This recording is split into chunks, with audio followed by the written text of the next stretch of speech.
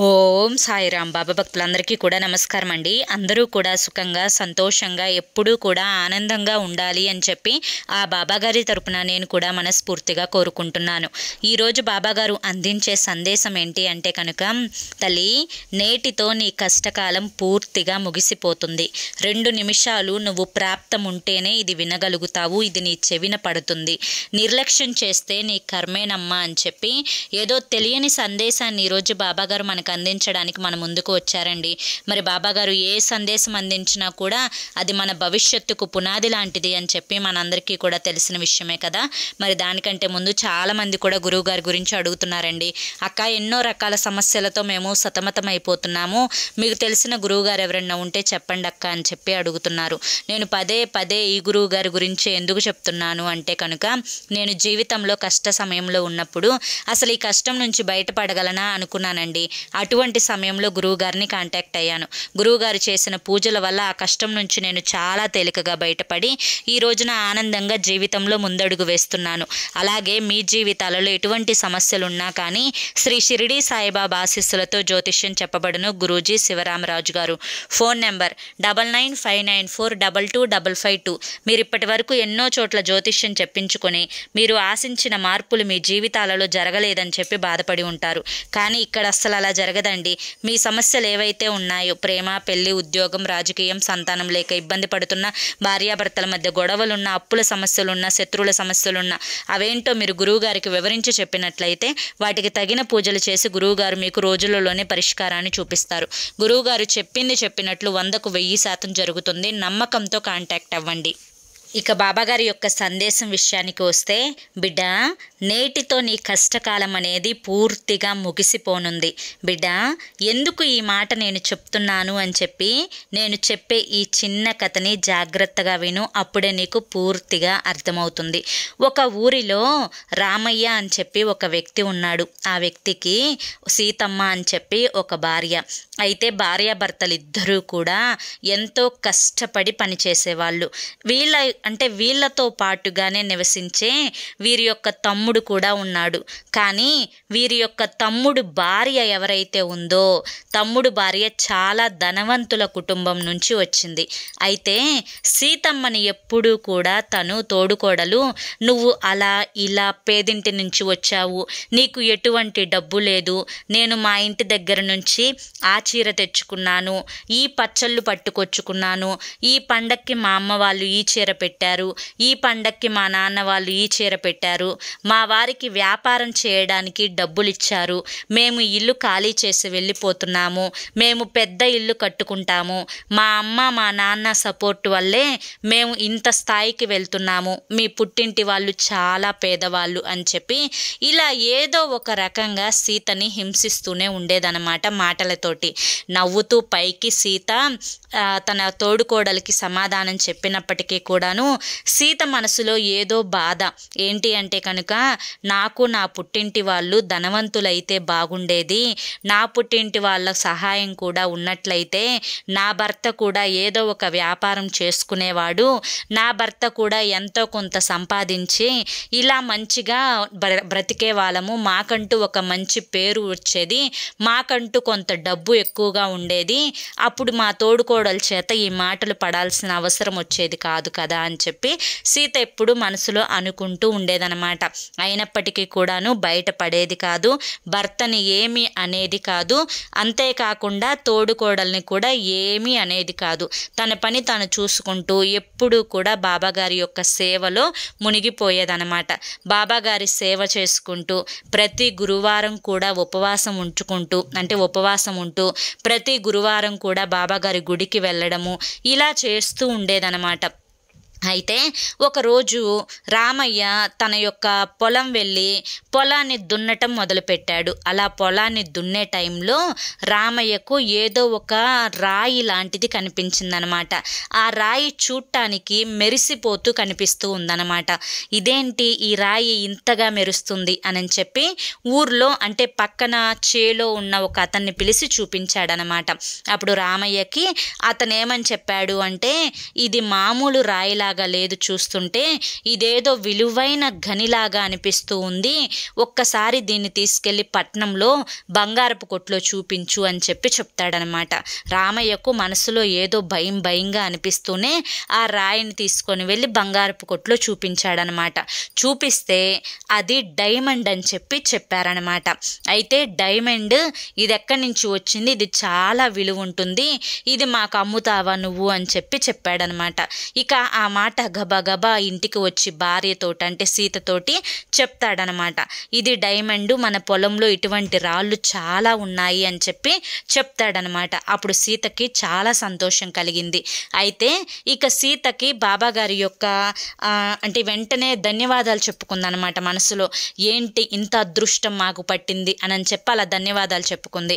ఇక రామయ్య వెంటనే పై అధికారుల దగ్గరికి వెళ్ళి వాళ్ళకి ఇట్లా పొలంలో ఇలా వచ్చింది అది ఇదని చెప్పి గవర్నమెంట్ వాళ్ళకి చెప్తారనమాట. అప్పుడు కొన్ని కోట్ల రూపాయలు రామయ్య వాళ్ళకి ఇచ్చి ఆ పొలాన్ని గవర్నమెంట్ స్వాధీనం చేసుకుంటుందన్నమాట.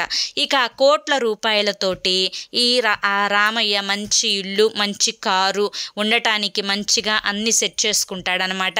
వ్యాపారం మొదలు పెట్టుకుంటాడు, బాగా డబ్బు సంపాదిస్తాడు. ఆ ఊర్లో కల్లా కూడా అంటే ఆ జిల్లాలో కల్లా, ఊర్లో కల్లా కూడా కాదు, అతను నివసించే ఆ పల్లెటూరు ఉన్న ఆ జిల్లా ఏదైతే ఉందో ఆ జిల్లాలో కల్లా కూడా పెద్ద ధనవంతుడు అయిపోతాడనమాట.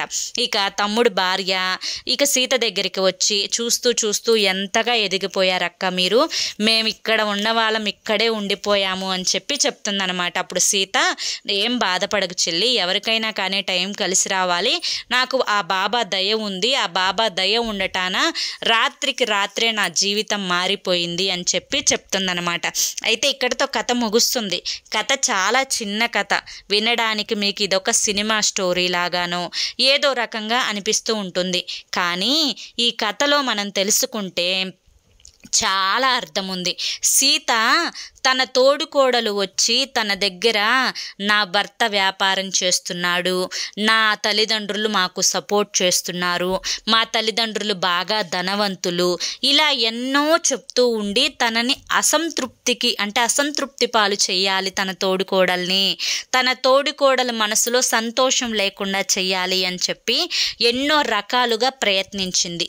ఎన్ని రకాలుగా ప్రయత్నించినప్పటికీ సీత మనసు అప్పుడప్పుడు మానవురాలు కాబట్టి చలించినప్పటికీ కూడాను అంటే కొంచెం కూడా బాధపడకుండా, తన బాధని తన భర్త ఎదురుగా వ్యక్తం చేయకుండా తన పని తాను చూసుకుంటూ భగవంతుని సేవలో మునిగిపోయిందనమాట.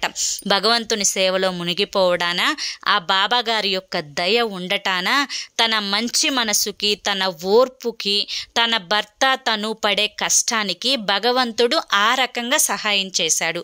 అంటే భగవంతుడు అందరికీ కూడా రాత్రికి రాత్రే ఖజానాలు పడి పొలాల్లో డైమండ్లు వజ్రాలు పడి కోట్లు ఇవ్వాలి అని చెప్పి లేదు కదా. ఏదో ఒక రూపాన మనం ఎన్నో కష్టాలు పడాల్సింది, ఎన్నో బాధలు పడాల్సింది, ఎన్నో నష్టాలు పడాల్సింది, అయినప్పటికీ కూడాను కొంచెం ఈరోజు కూడా కాస్త కుదురుగా ఉంటున్నాము, ఒక ముద్ద అన్నం తింటున్నాము, ప్రశాంతంగా ఏదో పడుకుంటున్నాము అంటే దానికి అర్థం భగవంతుని ఆశీర్వాదం ఉండడం వల్లే కదా. కాబట్టి ఎవరు రెచ్చగొట్టినా, ఎవరు మీ దగ్గర డబ్బు లేదు అని చెప్పి మిమ్మల్ని నిరాశ పరులని చెయ్యాలని చెప్పి చూసినా, ఎవరు మిమ్మల్ని ఉత్సాహం లేకుండా, ఉత్తేజం లేకుండా చెయ్యాలని, కృంగ తీయాలని చెప్పి చూసినా అటువంటి వాళ్ళ మాటలకి దూరంగా ఉండండి. ఎందుకంటే అటువంటి వాళ్ళ జనాల మధ్యలోనే మనం బ్రతుకుతూ ఉన్నాం కాబట్టి ఈ చుట్టుపక్కల మనల్ని నిరాశపరచాలి అని చెప్పి, మనకి సంతోషం లేకుండా చేయాలి అని చెప్పి, మనల్ని ఎప్పుడూ కూడా కష్టకాలంలోనే ఉంచాలి అని చెప్పి, మనల్ని పూర్తిగా బాధల పాలు చేయాలి అని చెప్పి ఎంతోమంది ఎన్నో రకాలుగా ప్రయత్నిస్తూ ఉంటారు. ఆ ప్రయత్నాలన్నింటికి కూడా మనము ఎప్పుడూ కూడా పెట్రోల్ పోసేలా కూడా సహకరించకూడదు. అటువంటి వారిని అంటే అటువంటి మాటలని ఎక్కడ విన్నామో అక్కడే వదిలేసేయాలి. భగవంతుడు మనకిచ్చిన దాంతో మనం తృప్తి తృప్తిగా బ్రతకాలి, ఆనందంగా బ్రతకాలి, సంతోషంగా బ్రతకాలి. అదే మనం అసలు ఈ మానవ జన్మ ఎత్తటమే మన అదృష్టము, మన భాగ్యము. అటువంటిది మనం బాబా భక్తులు అవ్వడము ఇంకా అదృష్టము. కాబట్టి ఇచ్చినంతలోనే సంతోషపడుతూ ఉన్న కష్టాలని పూర్తిగా తీర్చయ్యా తండ్రి, మమ్మల్ని ఆనందంగా ఉంచయ్యా, మనశ్శాంతిగా ఉంచయ్యా. మాకు కోట్ల అవసరం లేదు, లక్షల అవసరం లేదు, మేము ఎంతో ధనం చూడాలి అని చెప్పి కూడా అనుకోవడం లేదు. మాకు సంతోషాన్నివ్వు భగవంతుడా, ఆనందాన్నివ్వు, ఆరోగ్యాన్నివ్వు. ఉన్నంతకాలం నలుగురితో అంటే భర్త, భార్య, బిడ్డలు, తల్లిదండ్రులతో సంతోషంగా కలిసి ఉండే ఆనందాన్ని, అదృష్టాన్ని ప్రసాదించయ్యా. ఇంతకు మించి మాకు ఇంకా ఏమీ అవసరం లేదు. మంచి ఆరోగ్యమే ఇస్తే చాలు మాకు, మేము అన్నీ కూడా సంపాదించుకోగలమని చెప్పి ఒక్క కోరిక కోరుకోండి చాలు. ఇదే మన జీవితానికి అసలైన కోరిక. తల్లి, ఇప్పుడు అసలు జీవితం అంటే ఏంటో అర్థమైంది కదా. ఓర్పు, సహనం, ఆనందంగా ఉండడం నేర్చుకోవడం, సంతోషంగా బ్రతకడం నేర్చుకోవడం, ఎప్పుడూ కూడా ఎదుటి వారు నిరాశపరిస్తే నిరాశపడకుండా మన లిమిట్స్లో మనం ఉండడం. అర్థమైంది కదా బిడ్డ, ఇదే జీవితం. ఇక నేటితో నీ కష్టకాలం పూర్తిగా ముగిసిపోతుందమ్మా. ఎందుకంటే నువ్వు ఈ క్షణం నుంచి నీ కష్టాన్ని కష్టంలాగా చూడవు కాబట్టి, నీ జీవితాన్ని ఆనందంగా అనుభవించబోతున్నావు కాబట్టి, నీకొచ్చిన కష్టాన్ని పూర్తిగా నేను తీసివేయబోతున్నాను కాబట్టి. అర్థమైంది కదా. నా మీద నమ్మకాన్ని ఉంచి ఆనందంగా ఉండే ప్రయత్నం చెయ్యి. ప్రతిదీ కూడా నేనే చూసుకుంటాను, సర్వం కూడా నేనే చూస్తాను, నీ బాధలన్నింటినీ కూడా నేనే తొలగిస్తాను అని చెప్పి ఈరోజు బాబాగారు మనకి చాలా చక్కటి సందేశాన్ని అందించారండి.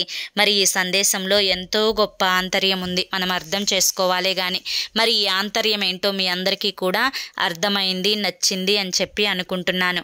మరి నచ్చింది, అర్థమైంది అని చెప్పి అనిపిస్తే ఈ వీడియోకి ఒక చిన్న లైక్ ఇవ్వడం మాత్రం మర్చిపోకండి.